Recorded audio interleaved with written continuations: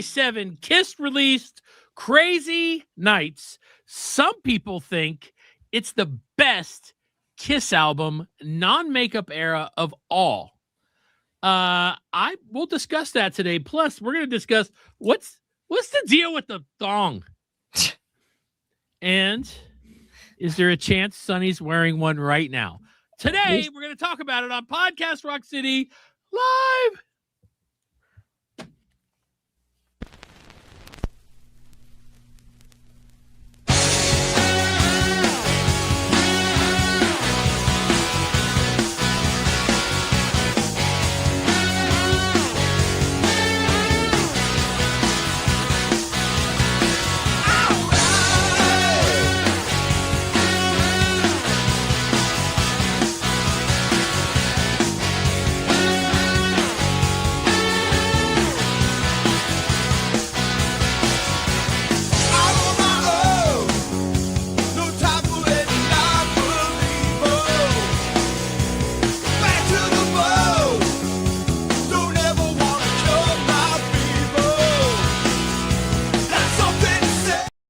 What's up, everybody? Joe here from Podcast Rock City.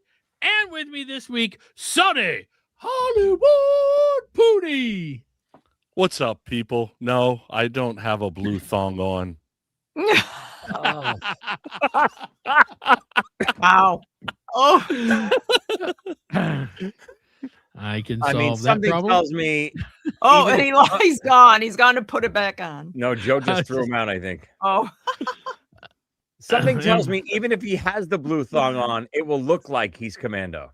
100%. You will not see the thong. 100%. Oh That's my why God. you never saw jeans. Oh boy. Same thing. Right. All right. There, right down there is the man, the myth, the legend, Joey Casada. I'm sorry. I have a little vomit in my mouth right now, so it's hard for me to talk. But welcome to the #1 Kiss podcast in the universe. Oh.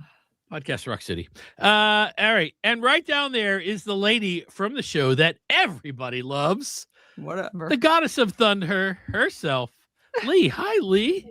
I like that double intro. Yeah. Francesca sent me a message or called me going, I didn't even get to hear. I was like, it's okay. It's okay. Don't worry about it. We're live. This is the kind of stuff that happens. We can't edit shit like Squawk Radio there on your hoodie. It's like, we just go for it. So anyway, I hope you guys are all doing well today. It's great to see you. As far as news goes, there is some news. Let's go ahead and get to the news. Podcast Rock City News.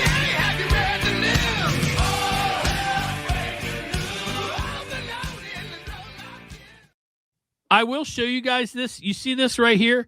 On the I'm sorry, my bad. Whoop. Let's go back. On the screen here, where this right here is are you the biggest Kiss fan? Take on missions, unlock exclusive patches, build your own Kiss Army jacket, and then it keeps going away. This is where fans prove it. Now, I will tell you guys that I have been checking this out for a few days now, before it was released, and it's kind of fun. It's like one of the cool things is when you sign up, you can add Spotify right to the website. So while you're doing all the little activities and quizzes and stuff like that, it goes right to the Kiss Spotify page. It plays Kiss while you're doing it. It was fun. So I encourage everybody to go and check it out. It doesn't cost anything to do it. You could just join for free. What is it? You can earn patches, almost like Boy Scouts. Is that what it's like? Yeah, like yeah, I guess that's something like that. But Kiss Army, we'll call it Kiss Army patches, and it's on the it's like a virtual jacket you get, and you can place them wherever you want. It's not real. Okay. I thought it was real. Oh, no. I think it'd be a good idea to make it real. Yeah. It's like, hey, you could buy this jacket for blah. You can build it, and then you can buy it. Yeah, you pay for the jacket, and then you can earn badges. That'd be great. Tell them, Joe. Well, tell the Polo. I'll pass that on right now, actually. Anyway. There's so many different ways you can earn badges. I mean, you could... God, if you had ticket stubs over the years, you turn in 10 ticket stubs, you get a certain patch, you get, even if you have to pay for shipping on this stuff, that would be such a cool I think that's a great idea. Oh, Jordan. If you cheat on 10 women, you get a gene pack. Yikes. Okay. Oh boy. I encourage you guys to go check it out. Even if you do it one time, you might enjoy it. I will tell you that the quizzes, I think, are medium to hard. Medium, Oh. you know, at the beginning, I felt like it was a little easy. Are they multiple choice? Yes. And Yeah. it wasn't that way, and it wasn't that way for everyone. As I went along, I started noticing they were getting a little bit harder. Okay, so that's pretty much the news. Go check it out. You might enjoy that. Let's go ahead and get to the topic of the week. Podcast Rock City Topic of the Week.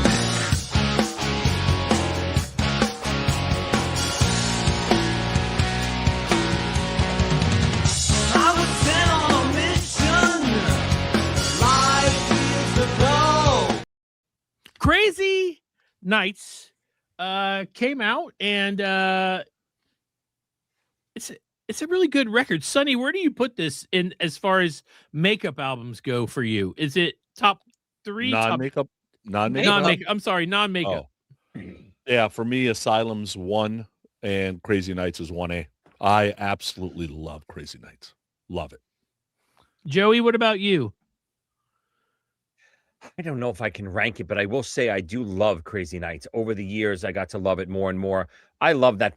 Again, I love all eras of Kiss for different reasons, but that poppy era of Kiss, which is Crazy Nights with My Way and Reason to Live and the song Crazy Nights, I'll Fight Hell to Hold You. Just great, great songs. It was perfect for the time.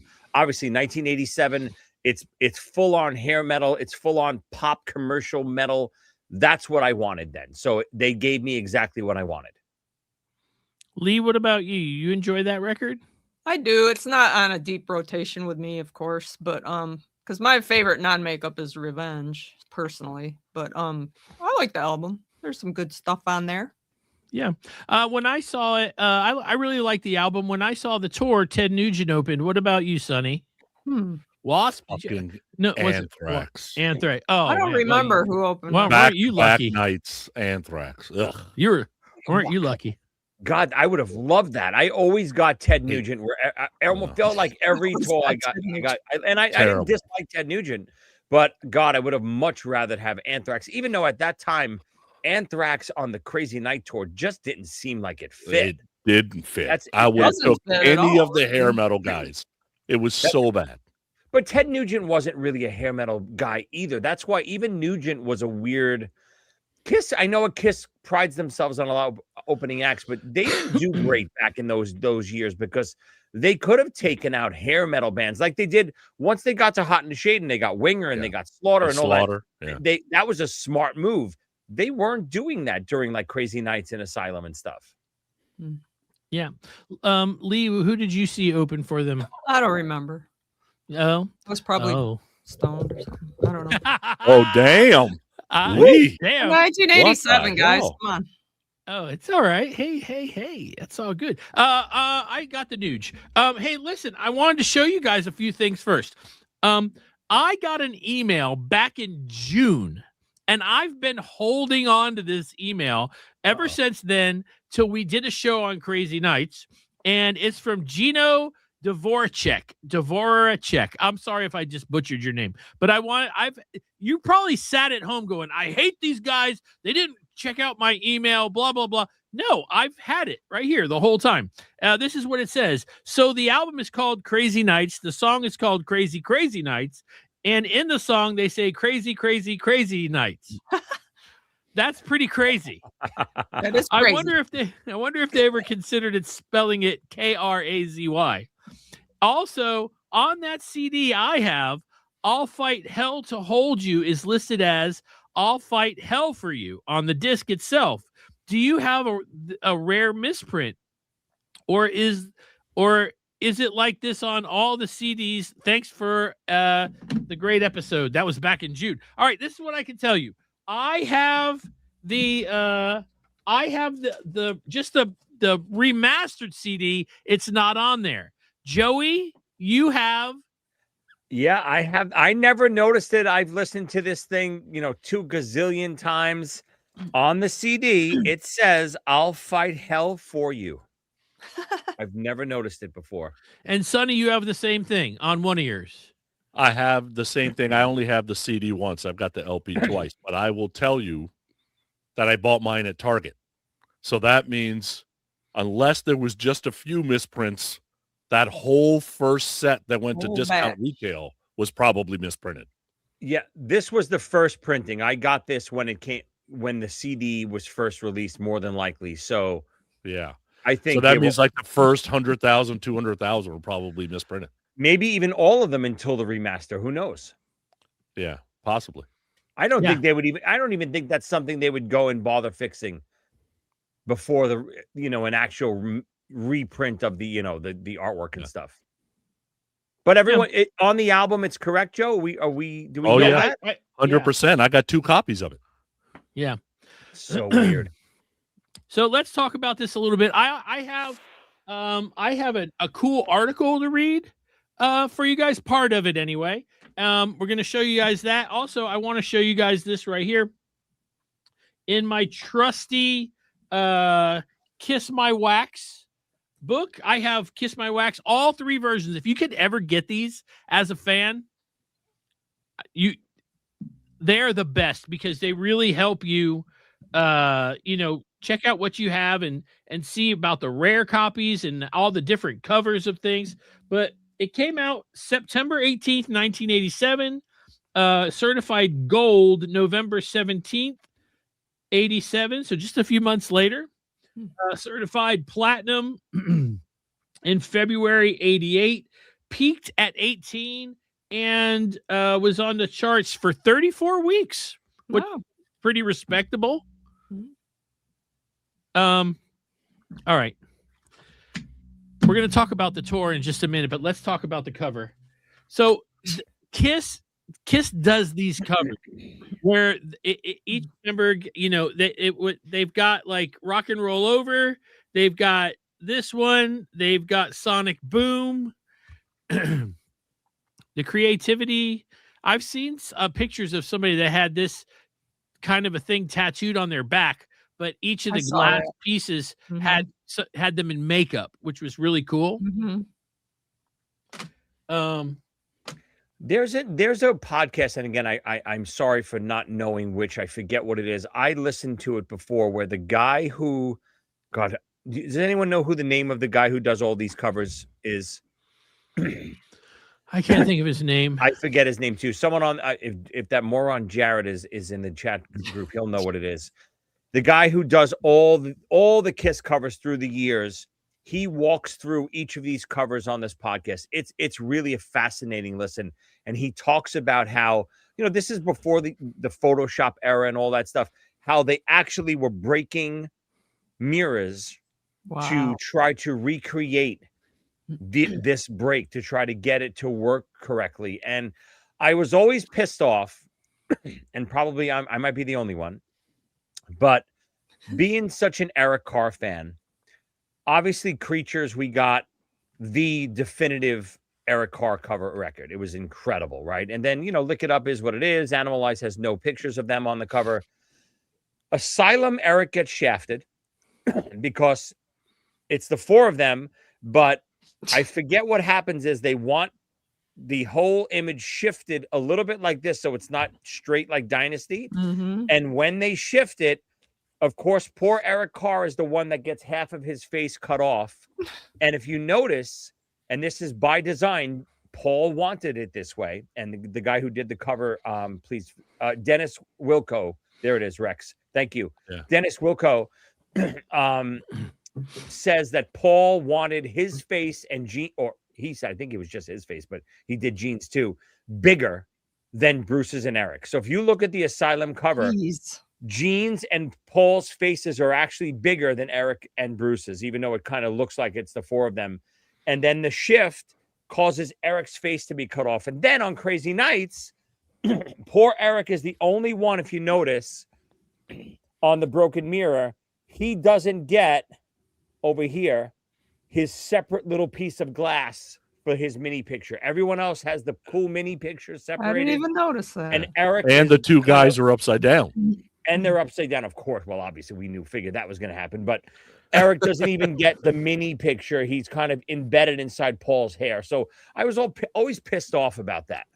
I never noticed any of that. Wow. Look at that guy that did that podcast pissed you off.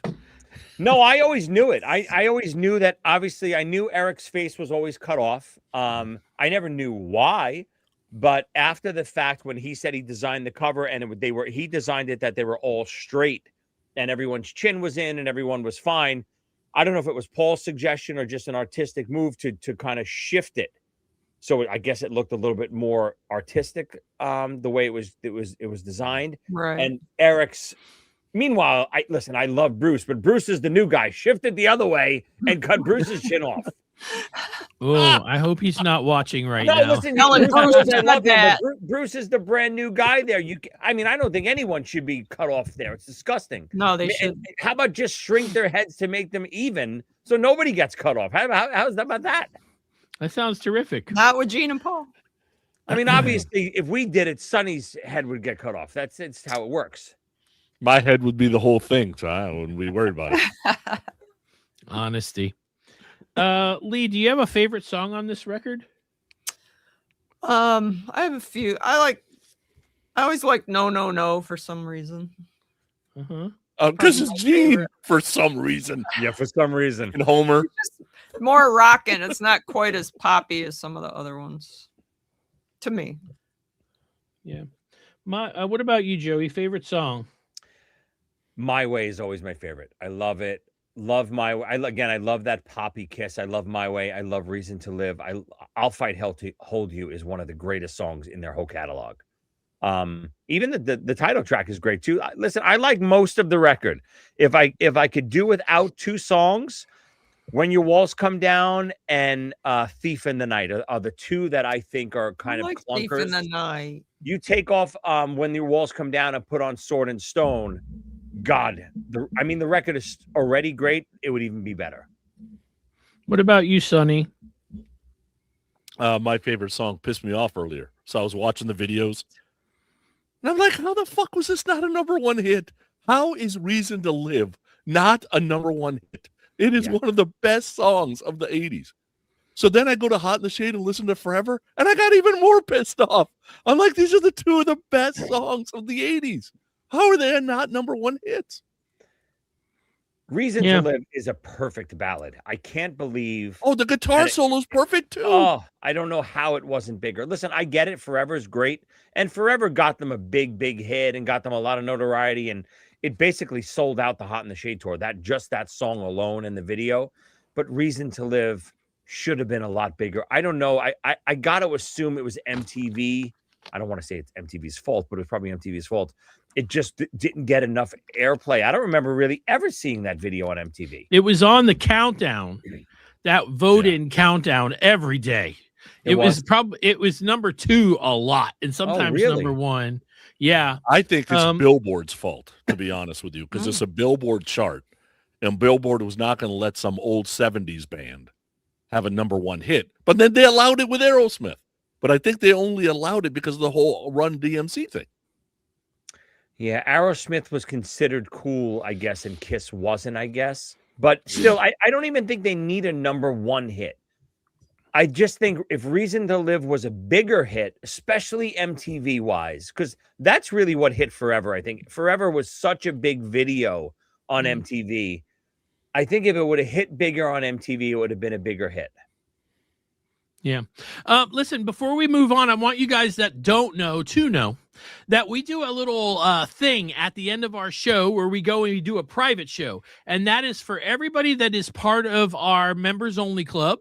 And if you go on, if you're watching on YouTube, which not 100% of you are, I think right now, look at right underneath the screen, it says join. If you click it, you can join. It's 99 cents or $4.99. You get different things, and the $4.99 you get everything. So if you want to come and join us after this, we're going to talk more about Crazy Nights, and it's the cheapest thing is $1, Joey. And when you say you get everything for $4.99, there's a good chance you're going to see Sonny Pooney in the blue thong. If you join tonight, Yeah, secret. we're Now going to show nobody's gonna you join. Sonny Pooney in the Yeah. blue thong. The chances sent it were to us better that the I other would day. do it. He texted All right. it to us. I'm gonna say that I think my favorite song on the record is "I'll Fight Hell to Hold You." I love that song. Let's talk about the videos though. Okay, Crazy Nights. I remember I was at a baseball game, Atlanta Braves. I came home. My mom had bought the record for me. I went into my room, popped it on, and listened to it. I was thrilled. I love the record. And then that evening, I turned on. Way to go, Andrew. Give out free memberships. I don't care. Then everybody could do it. That would be awesome. Then let's see. The video came out that night, and I watched the video, and I loved it. And I remember even thinking, man, Paul's walking on their hands. They're holding up Paul.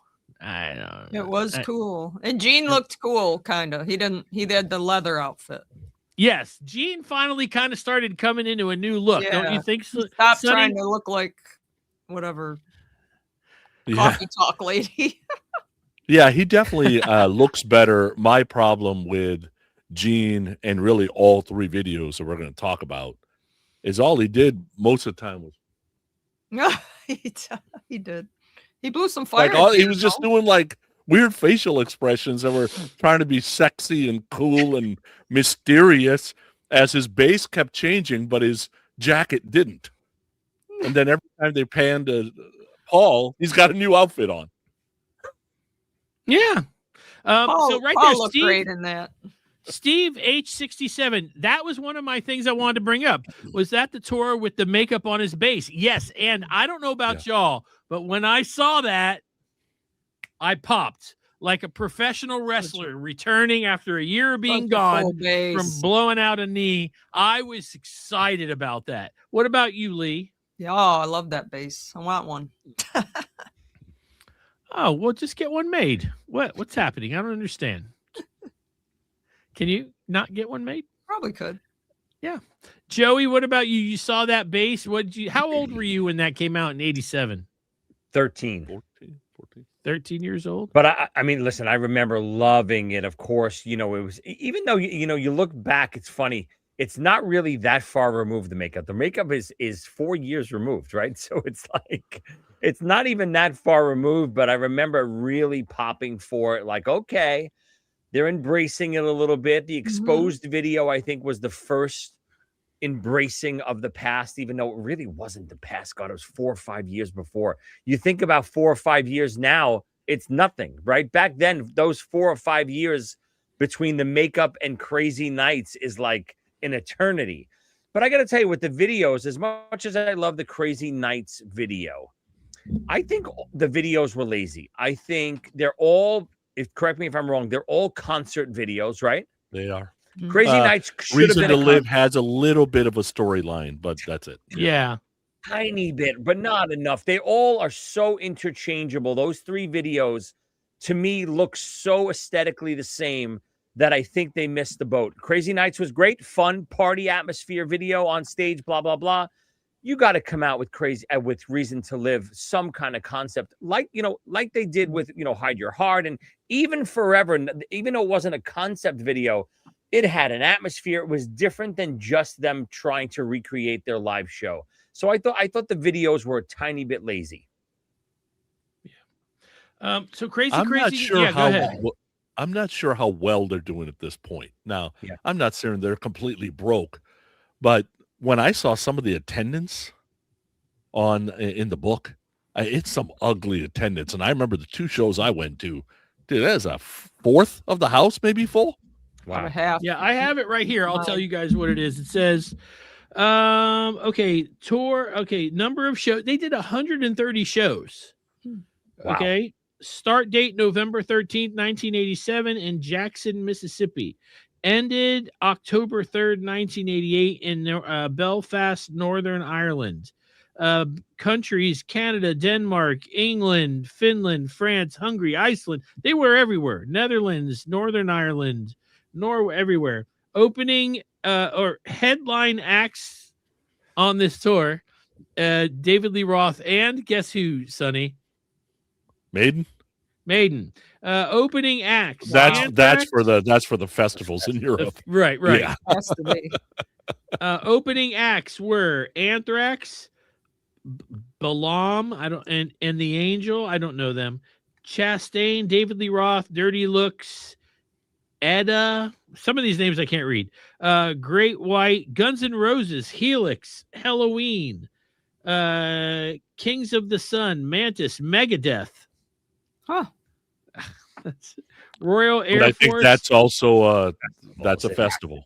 Yeah. Ted Nugent, Testament, Treat, and White Lion. Average attendance 5,691. Does not include club gigs, Japanese, or Monsters of Rock dates. Like 5,000 right now is a casino. Oof. Oh, weird. I just opened this book up in my Aerosmith ticket. Nice. My Aerosmith Kids ticket is in there. What else? The Hard is in Rock here? Casino in Cincinnati. Alive The 35. thing upstairs, 5,000 seats.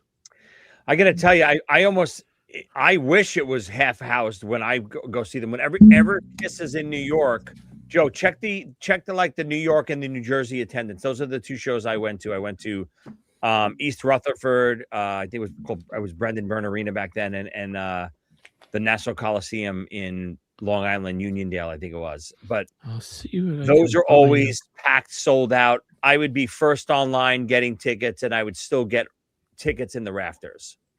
So always my local shows for Kiss, whatever year it was, even the Revenge tour that is synonymous with not selling tickets, always packed.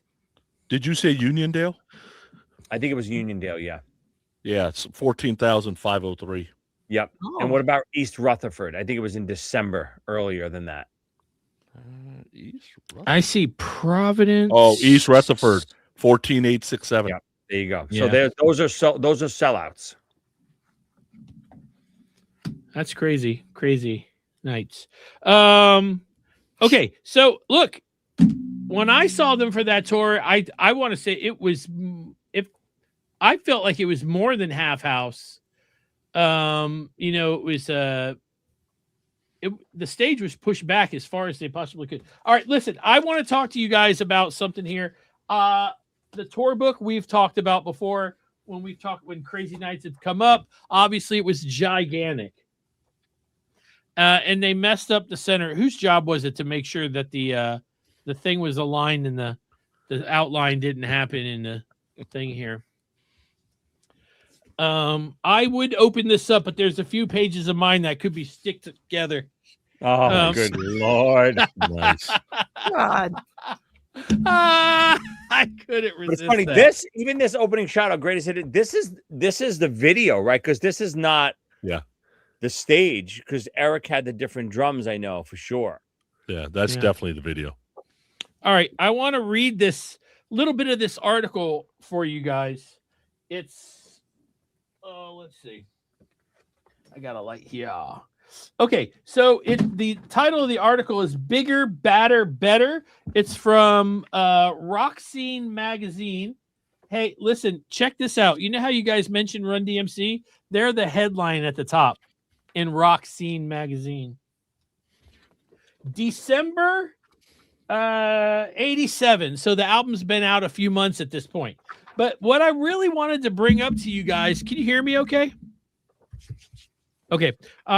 Is this part of the article right here. It says they're talking about rumors, okay? To begin with, this is 87 now. To begin with, there will be a Kiss Alive 3 album, but nobody is certain as to whether or not it will be recorded on this current tour.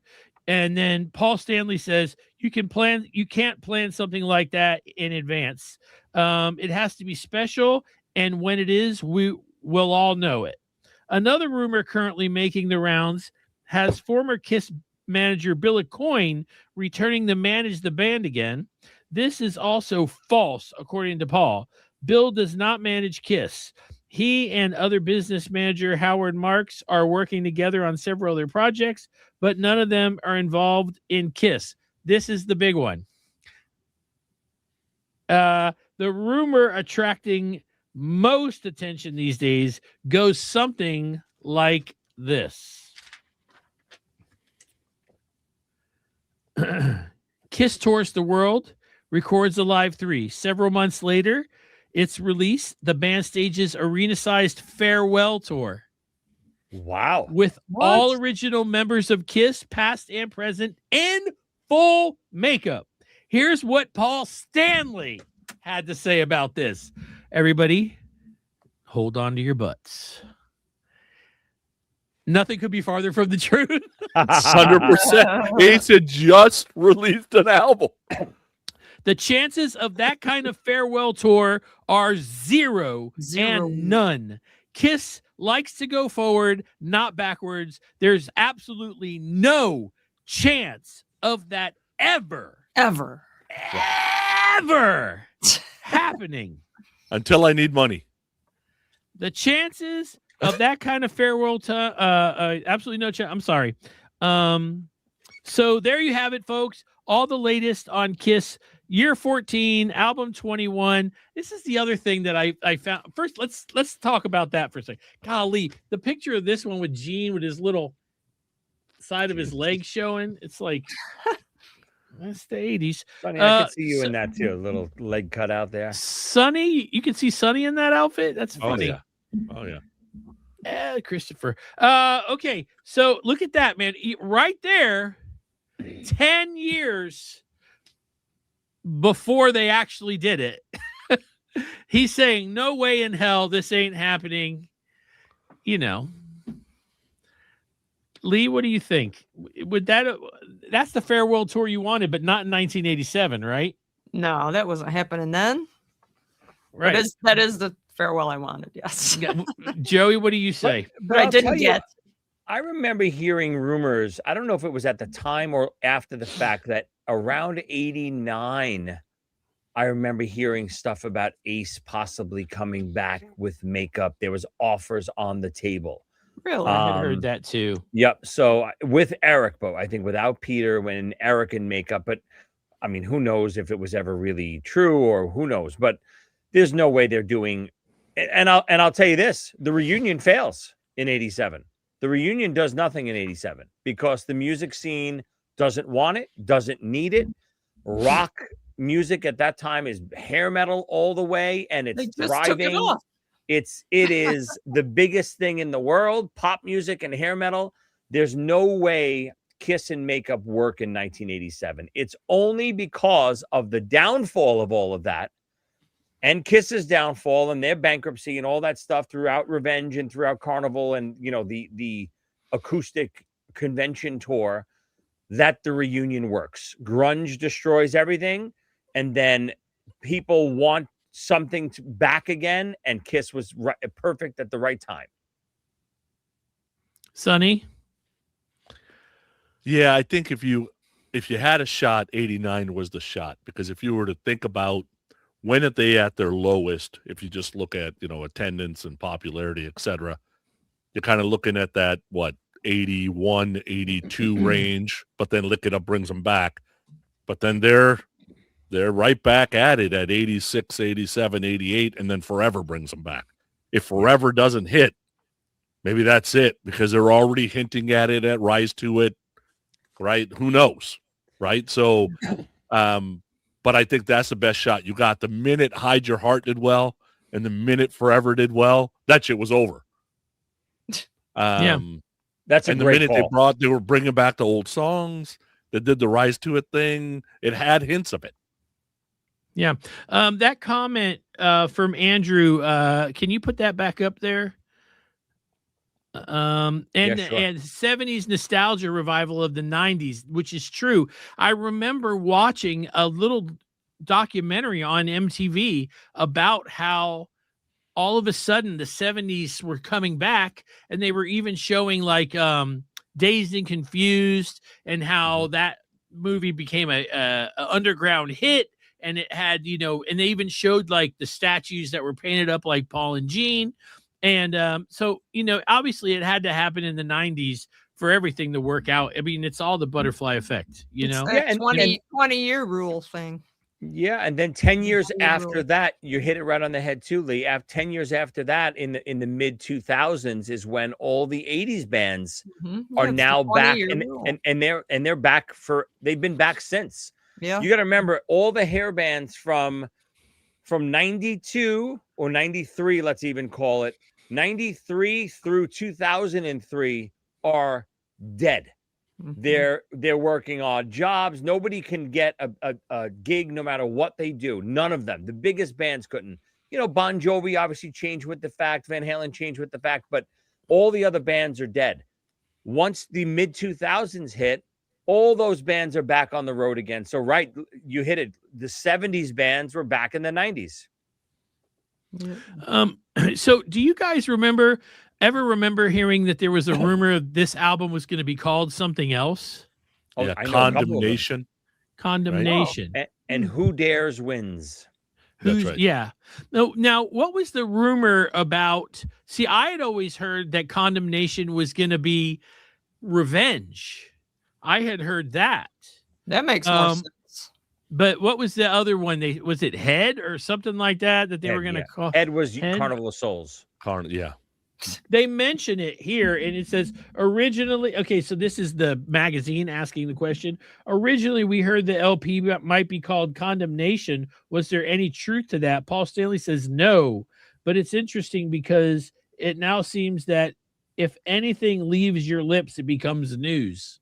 I don't know who he's talking Condemnation would have fit the time because safe sex and AIDS and all that was so much in the media and pop culture and everybody talking about it that Condemnation would have worked for the time.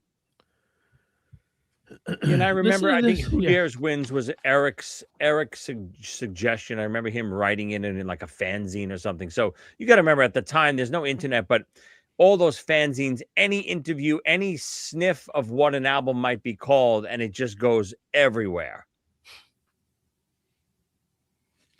Yeah, I mean that's just one of the things about it's really funny to look at the questions in here. It's like this question.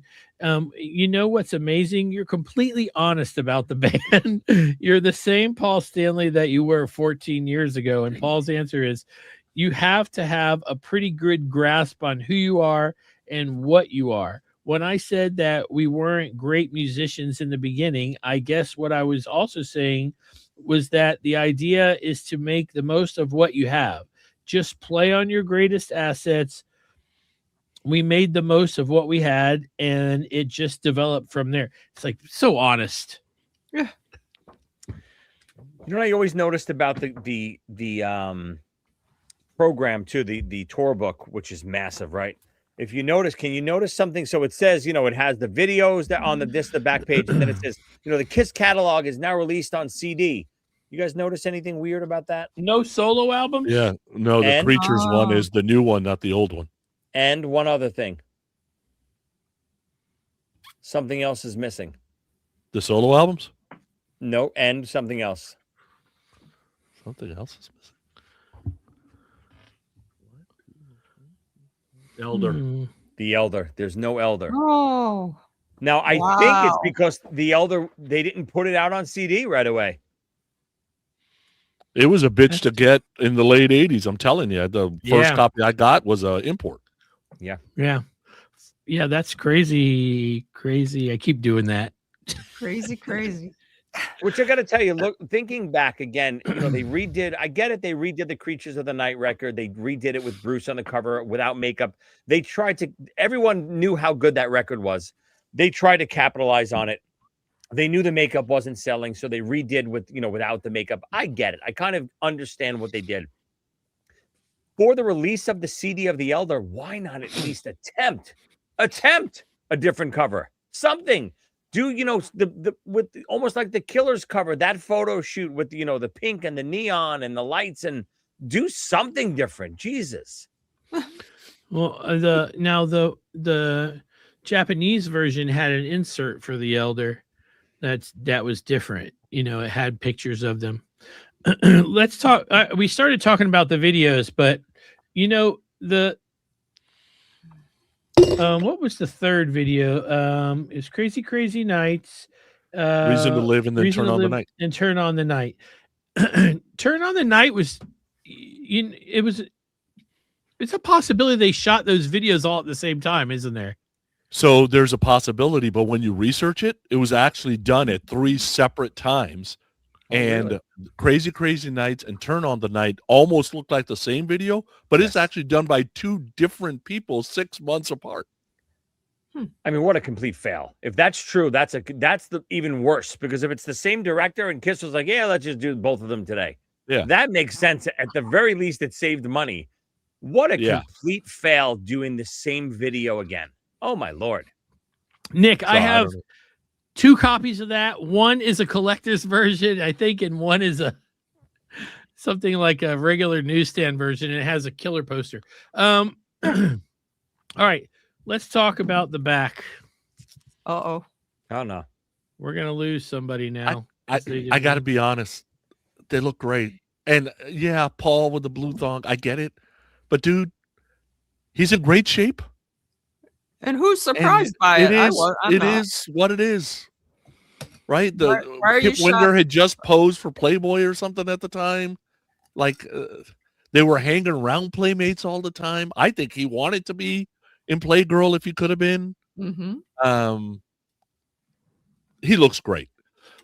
Now, if that's Gene looks great the way he is. But if Gene was showing a blue thong with no shirt on, that wouldn't have been good. No, that's not Gene's thing, though. Yeah, it's Paul's thing, and I was never shocked by it. That's why you guys were like the blue thong. I'm like, I didn't even think about that. It's just Paul. Paul does stuff like that. Yeah, I think the back cover is perfect. I think it fits them. I love the Chikara symbol, of course. I never knew what it was back then. I never understood it, but I liked it. I think they all look good. I think Gene especially. Okay, he's kind of found himself a little bit, at least. It's not that, everyone always makes fun of the Asylum Gene, and I get it. The Asylum Gene with the makeup and the sequins, but I got to tell you, I think the worst Gene is the tour version. Worst Gene. Lick It Up version of Gene. Because they had like that white makeup on their faces, and Gene's hairline is like back here. He's got the afro. And a lot of like tied off, ripped stuff. He looks like Alpha the Samoan.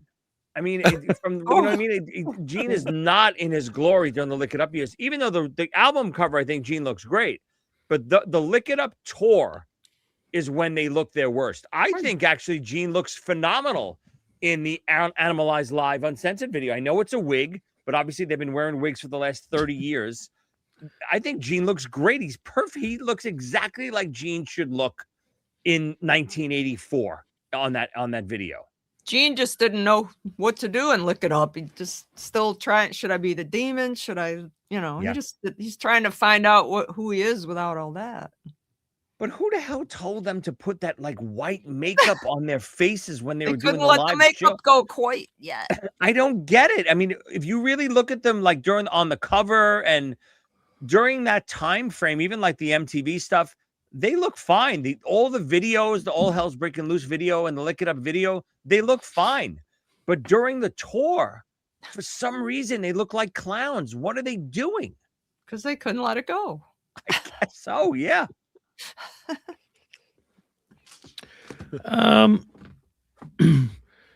Okay, I had some. I wanted to read the set list to you guys. I got to get there. Sorry, I got lost. I love this tour. I thought this tour was great. I remember going a couple times. They opened it with Love Gun. Loved it. Loved it. I was in shock. I looked up mine, and Ted Nugent opened in Rochester, New York. So Cool. All right, check this out. Here is a set. I'm just going to pick one. Toledo, Ohio.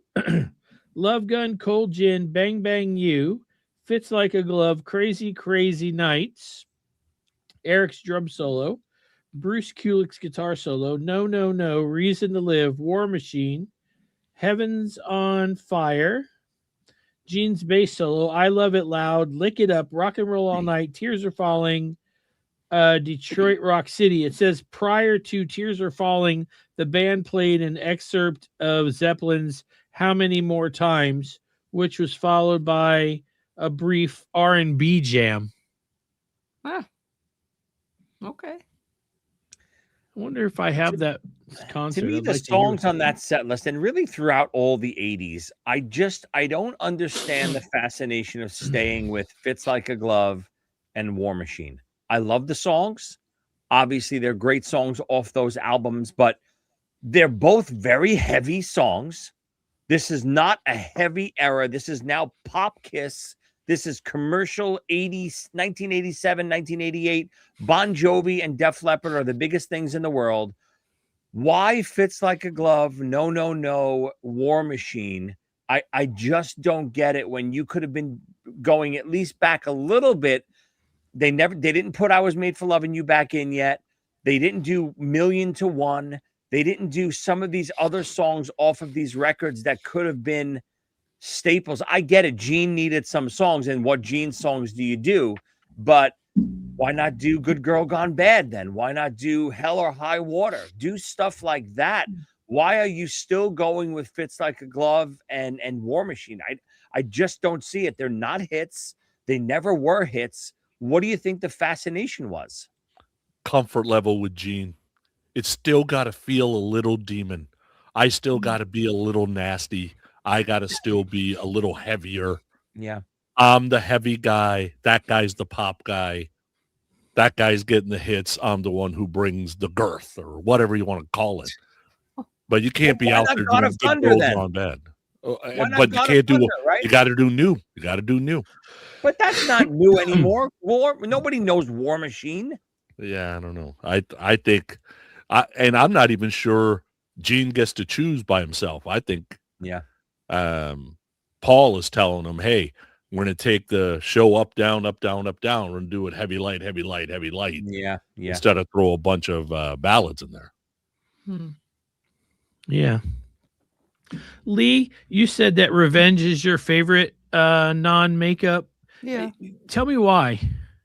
Because it's a little heavier. I like pop, but for Kiss, not as much as I like the heavier style. So, and they just looked really great, and I loved the concert, and just heavier to me. Do you guys think that it's strange that, like, we do hear quite often about, hey, William, thanks for joining the after school program. Appreciate it. We do hear a lot of people who will say Revenge is the better of all the, non-makeup albums, but, it didn't sell as, it didn't blow up their career when they went back to heavy from stuff like Crazy Nights, Why do you think that is, Joey? I mean, again, it's all about time frame, guys. I actually don't love Revenge. I think it's the weakest of all the non-makeup records. I know it's probably a very weird opinion. Everyone seems to love Revenge. I think it's the most overrated record in the Kiss catalog. I like all the Kiss records, but I'll take every one from the 80s, even Animalize, which people think maybe is the weakest. I'll take Animalize over Revenge any day. Get All You Can Take, Thrills in the Night. I've Had Enough, Under the Gun, all that stuff. I'll take over all that Revenge stuff. I think the Revenge fails because of the time, not because of the record. I do think it's a great record. I think it's, Gene, especially because of Unholy, is back. But I think it's 1982 and things are changing. And nobody cares about Kiss, and nobody cares about that type of music anymore. So it didn't matter what song came out. Almost like when Creatures came out, nobody cared who Kiss was when Creatures came out, even though it was such an incredible record. no one gave it a chance. No one gave Revenge a chance. Wesley says they did play Hell or High Water. Strutter shouted out loud on that tour. Oh, That's pretty cool. I don't have time to go through the whole thing. If I hold the book up, I get hate. If I hold the book up, people send me letters about how much they hate the guy that wrote it. But it's a really good book, especially when you're in the bathroom. It's a bathroom book. Come on, man. Wow. listen, at least he's not cursing everyone out tonight. I'll take this version of Yeah, Joe rather no than shit. Mad Evil Joe. Yeah, Evil Joe was something. There was an evil Joe, and I killed him. He's gone. He'll be back someday. Okay. So in the end, what do we decide? The album's really good. The cover, despite the fact that I don't like the thong, according to Sunny, it makes sense. To Lee, it makes sense. She didn't really see it as, but of course she didn't because she's a girl. I don't want to see Paul Stanley's underwear.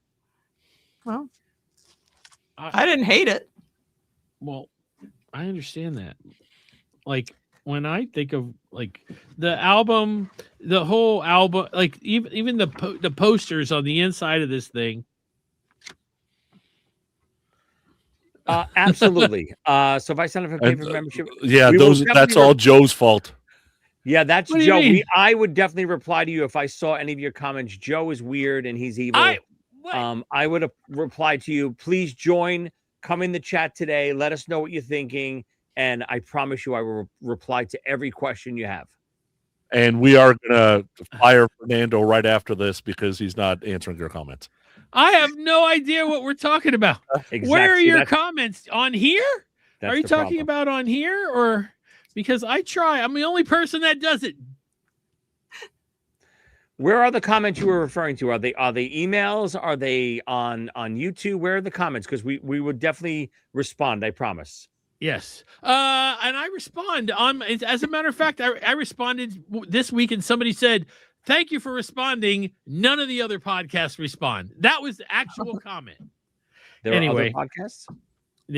They're all 2 and below. Exactly. Here comes Evil Joe. Evil If anybody Joe. knows about it, it's the zombie guy.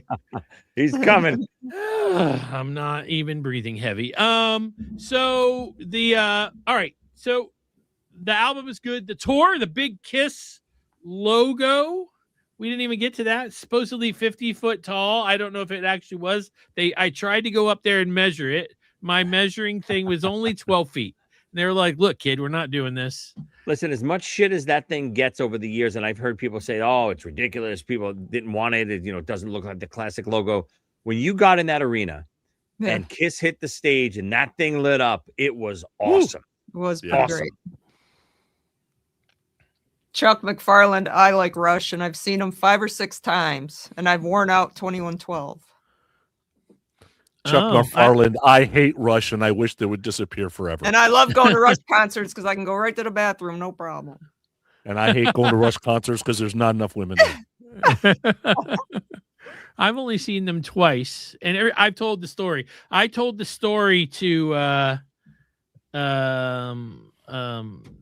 everybody really when it comes to that, but that's the show where the hair with the drill and for Mr. Big, and then Rush comes out, and I was with my girlfriend, and we were I blame breaking Mr. up. Big for making me see Rush. That's the only times I saw Rush. You blame Was us. because I wanted to keep seeing Mr. Big, and goddamn, they kept opening for Rush. Do you ever notice that Geddy Lee's voice only works for Rush? It's like, go online right now and type in Geddy Lee sings Canadian national anthem. Enough said. Funny Joey, story. So I'm on the road with Kiss. We're doing the tour, the Rock the Nation tour, and Rush is on the road at the same time. I don't know what tour, and I'm not a Rush fan at all. But my bass player David was a big Rush fan, and Rush sometimes would be in the town that we were in either the night before or the night after. So a couple times, and I remember the first time, Rush was in town the night before we played at the same arena. So we got in the night before and we went over to the arena. We got in, blah, blah, blah. We got backstage and all that stuff. And I had never seen Rush before, and I just never cared for them. And, you know, we're opening for Kiss and Kiss's stage show and Kiss's explosions and blah, blah, blah. And Rush comes on stage and I'm looking at the stage and they're playing, you know, obviously they're very talented and Neil is great and all that stuff. And there's a washer and a dryer on the stage on washing clothes and drying clothes. And periodically through the show, someone would come out and change the laundry and redo another load. And I was like, what the fuck am I looking at? I slapped my bass player right in the face. I said, this is where you take me on our night off. We're literally watching laundry get cleaned and dry. This is what we're watching. I won't understand it either. I saw the Presto tour and I think Roll the Bones. I think those are the two that I saw. And then they had these big top hats on the stage and they opened up and these bunnies came out and we're like, bunnies. Cool. At least, does anyone know what the washer dryer tour was and why they did that? It's got to be some kind of reason, I'm hoping. Look, White Hockey says, I didn't make it. Yes, that was great. 2 on either show. Mr. Big got done. I'm like, all right, let me give Rush a shot. Song 2, I'm like, I'm out. I can't do this. You're so good. All right, listen, this was a lot of fun. I hope you guys enjoyed this as we talked about Crazy Nights. The tour was 87 and oh God, people are going to get mad that bent. 87 and 88. And it was a lot of fun. Being a kid back then, man, the music was great. Mm-hmm. Times were great. Music was great. I'd go back. We're getting ready to go over and do the special private show. If you haven't joined, click the join button. That's right there below the player. It's 99 cents. If you want to join it, it's as low as 99 cents. And you can come and hang out with us. And I have a feeling we're going to see Sonny in his blue thong. Ooh, we'll attempt to see where the thong might be. Yes. What about Mighty Malone said Eric Carr bought him lunch in Erie, Pennsylvania. Wow. I guess during that tour, is that true? That's a nice cool. story. Yeah. That's a nice story. To be able to have that in your pocket. I don't have anything like that. As far as I figured over the years, I paid for all the carpet in Paul's house. So all this carpet that he sold to everybody, that's carpet I bought. Oh, brother. I'm going to mail you a piece. You can send it out for DNA testing. I don't know. I can see Sonny almost like that scene in the Goonies when he takes back the coin from the fountain. You know what? This was my dream, and I'm taking it back. I'm taking them all back. I can see Sonny breaking into Paul's house and cutting up the rug. You know what? This is my rug, and I'm taking it back. Oh my God, Sonny, do you have anything to add? No, thanks for listening, and love Crazy Nights, dude. I love that album. I listened, like I said, I was listening to the videos today, and I'm just like, what great songs. What absolute great songs. And Bruce, every solo is awesome. So Look, AJ White, go back to AJ's. Please tell me you don't really have a piece. Yes, a viewer of the show sent me a piece about this big. I know somebody else who has a piece. It was sent to AJ, me. we know people who have chewed gum. Yeah. We know Same people person. that have Gene Simmons chewed gum. It's the same person that has the rug. Doesn't someone on the show have an apple? Lee, don't you have an apple? Yes, I do. See, I have nothing It's that all compares mummified. to It's that. like this big now. I Wow. have nothing that compares to that. Joey, do you have anything to add? No, I love Crazy Nights. Love the record. Check out, there's a version of My Way on YouTube of Paul's isolated vocal. Check that out. It will blow your ass apart. It's incredible. Yeah. Whoa. Wow, that's will. extreme. You will have that happen on special occasions. And you think it's listen high to on this the on record. toilet. You think it's high on the record. You hear those isolated vocals like, whoa, where is that coming from? Joe. But on the Crazy Nights tour, so obviously always talking about my new book, my Kiss Drummers book that's on Amazon, available now. There's tons of Eric Carr Crazy Nights kits and the tour and all the behind the scenes stuff of Eric's Chikara cymbals and when they went over, did all the European stuff, they didn't have his kit, and he wanted all the Chikara symbols on the kit, and his sister had to print them out and like make them and send them over there, and they had to stick them on. There's tons of like inside information. I think I have the most probably on the Crazy Nights drum kit, especially because that was such the iconic kit. So check out that book. It's on Amazon now. Kiss Drummers, the heartbeat of the hottest band in the world. But if you like Crazy Nights, check it out. Lee, do you have anything to add? Not really. I mean, I like Crazy Nights, but like I said, it's not on my heavy rotation at all. If I do non-makeup, it's either Revenge or Lick It Up typically. So Yeah, I tend to do Asylum and Crazy Nights. okay. Revenge is good, but once I get to that Abibis song, I cannot get past that. I just get upset. Anyway, It's the second song, I think, isn't it? exactly. You know what I'm gonna say? I don't really have that much to add today. I had a great time. It's always good to see you guys. We'll be back next week. And you know what I'm gonna say? We love Kiss, and we love Kiss podcasts, and you're gonna hear the commercials for all the ones that we love right after this. In 3, 2, 1, peace.